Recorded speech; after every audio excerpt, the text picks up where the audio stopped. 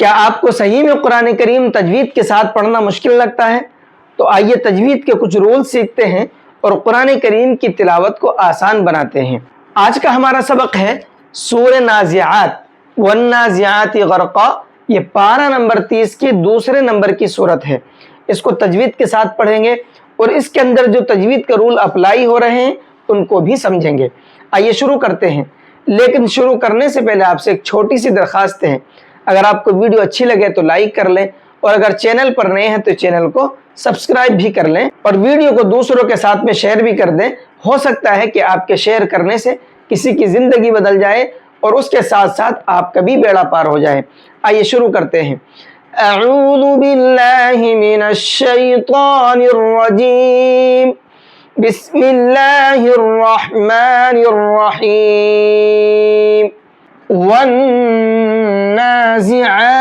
غرقا۔ واو کو نون میں ملا کر کے پڑھیں گے، واو نون زبر ون، اور بیچ میں یہ الف لام ہے، یہ نہیں پڑھے جائیں گے، اور نون کے اوپر تشدید ہے، اور نون پر تشدید ہوتی ہے تو آپ کا روزانہ قاعدہ آتا ہے اس نون کے اندر غنہ کر کے پڑھتے ہیں۔ تو یہاں نون میں غنہ بھی کریں گے، کیسے؟ ون، اس طرح سے ناک میں آواز کو روکیں گے۔ غرقا، غین اور را دونوں کو پر کر کے پڑھیں گے، اور جب ہم یہاں پر آیت کریں گے تو اس کو پڑھیں گے قاف الف زبر قا، غرقا۔ کیوں؟ کیونکہ یہاں پر وقف کا قاعدہ سمجھیے گا۔ دیکھیے یہاں پر وقف کا جو قاعدہ ہے وہ یہ ہے کہ دو زبر پر ہم وقف کر رہے ہیں، اور دو زبر پر وقف کرتے ہیں تو دو زبر میں سے ایک زبر کو ختم کر دیتے ہیں اور ایک زبر کے ساتھ الف لگا کر کے پڑھتے ہیں۔ جب ہم ایک زبر کے ساتھ الف لگا کر کے پڑھیں گے تو ایسے پڑھا جائے گا قاف الف زبر قا، غرقا، آیت کرنے کی صورت میں۔ اور اگر آیت نہیں کرتے تو پھر پڑھیں گے غرقا، قاف کو واو میں ملا کر کے پڑھیں گے، پھر یہ الف نہیں پڑھا جائے گا۔ اب یہاں پر جو قاعدہ بنے گا وہ بنے گا ادغام مع الغنہ کا۔ یہ قاعدہ بھی آپ کا روزانہ آتا ہے۔ قاعدہ کیا ہے کہ تنوین کے بعد میں یہاں واو آ رہا ہے، اور تنوین کے بعد جب واو آئے گا تو تنوین کو واو میں ادغام کر دیں گے، مکس کر دیں گے، اور اس تنوین کے اندر جو نون کی آواز نکلتی اب وہ نون کی نہیں نکلے گی بلکہ اس واو کی آواز نکلے گی۔ کیسے پڑھیں گے؟ قاف واو دو زبر قو، قو، ساتھ میں غنہ بھی کریں گے۔ تو قاعدے سمجھ میں آ گئے آپ کو؟ آگے پڑھ لیجئے۔ والناشطات نشطا، ون، یہاں پر بھی واو کو نون میں ملائیں گے اور یہ الف لام نہیں پڑھا جائے گا، اور نون میں کریں گے غنہ، اور یہاں پر یہ طا ہے، طا کو پر کر کے پڑھیں گے۔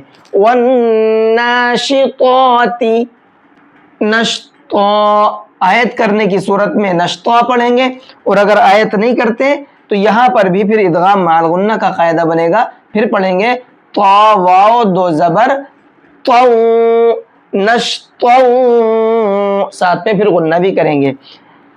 والسابحات سبحا، واو کو سین میں ملائیں گے، یہاں پر بھی الف لام نہیں پڑھا جائے گا۔ فالسابقات سبقا، یہاں پر بھی دیکھیے فا کو سین میں ملا کر کے پڑھیں گے، اور یہاں پر یہ الف لام نہیں پڑھے جائیں گے، اور قاف کو پر کر کے پڑھیں گے۔ سبقا، یہ سبقا اس صورت میں پڑھیں گے جب ہم یہاں پر آیت کریں گے۔ اگر آیت نہیں کرتے تو پھر ہم ایسے پڑھیں گے سبقا فل۔ اب یہاں اس تنوین کو پڑھیں گے اور اس الف کو چھوڑ دیں گے، اور پھر یہاں پر اخفا کر کے پڑھیں گے تنوین کے اندر۔ کیوں؟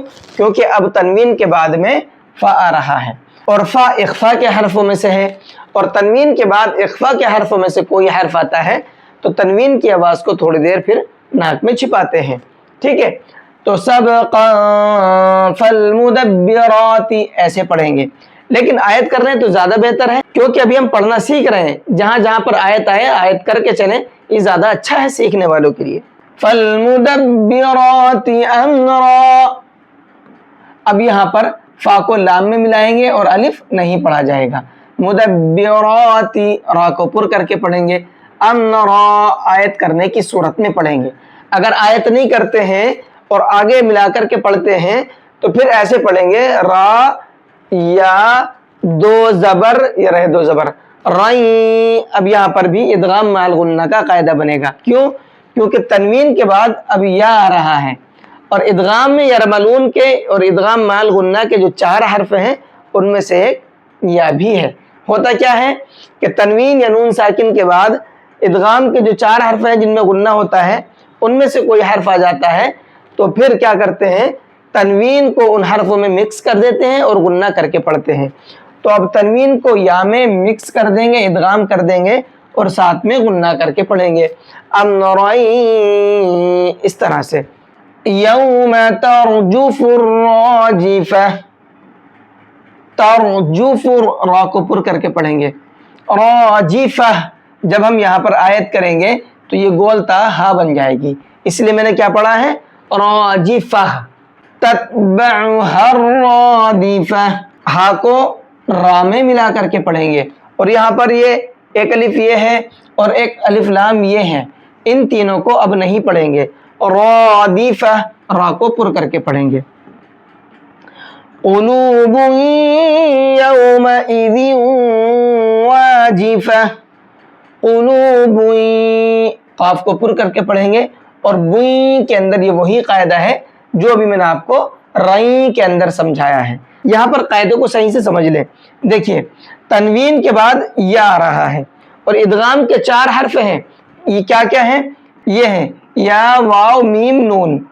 تو ہوتا کیا ہے، تنوین کے بعد اگر ان 4 حرفوں میں سے کوئی حرف آتا ہے تو پھر تنوین کو ان میں مکس کر دیتے ہیں اور مکس کر کے غنہ کر کے پڑھتے ہیں.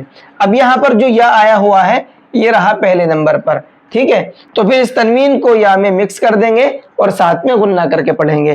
با یا دو پیش، بوئی، قلوب یومئذ، یہاں پر بھی ادغام مع الغنہ کا قاعدہ ہے.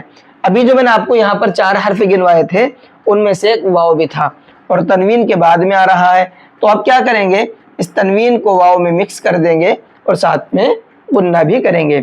یومئذ واجفہ، آیت کرنے پر یہاں پر بھی گولتا کو ہا بنا دیں گے. ابصارها خاشعہ، ابصارها، با کے اندر قلقلہ کریں گے کیونکہ با حروف قلقلہ میں سے ہے، اور حروف قلقلہ کے اندر قلقلہ کرنے کی شرط یہ ہے کہ اس کے اوپر جزم ہونا چاہیے. تو یہاں با کے اوپر جزم ہے تو با کو ہلکا سا ڈبل کر کے پڑھیں گے. ابصارها، صاد کو پر کر کے پڑھیں گے. خاشعہ، خا کو بھی پر کر کے پڑھیں گے، اور خاشعہ اس صورت میں پڑھیں گے جب یہاں پر آیت کریں گے. اگر یہاں بھی آیت نہیں کرتے تو پھر یہاں تا کو یا میں ملا کر کے پڑھیں گے. تا یا دو پیش توئی، پھر یہاں پر بھی وہی قاعدہ بنے گا ادغام مع الغنہ کا، ساتھ میں غنہ بھی کریں گے. خاشعۃ یقولون، پھر ایسے پڑھیں گے. سمجھ میں آ گیا آپ کو؟ یقولون اِنَّا لَمَرْدُودُونَ فِي الْحَافِرَةِ، اِنَّا، یہاں پر 2 حمزہ ہے، ایک یہ ہے اور ایک یہ ہے، دونوں کا ساؤنڈ صاف صاف ہونا چاہیے. اِنَّا، ٹھیک. لَمَرْدُودُونَ، را کو پر کریں گے اور یہاں پر دونوں دال کو کھینچ کر کے پڑھیں گے. کیوں؟